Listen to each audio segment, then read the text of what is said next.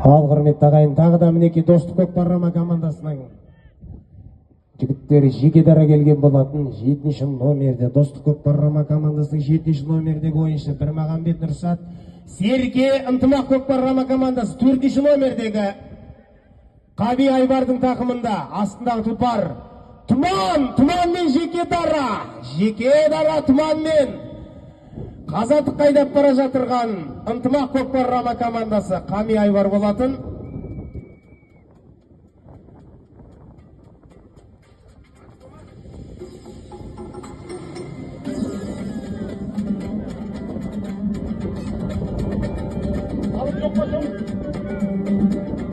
Есеп салымды салған Қами Айбар астында тұлпар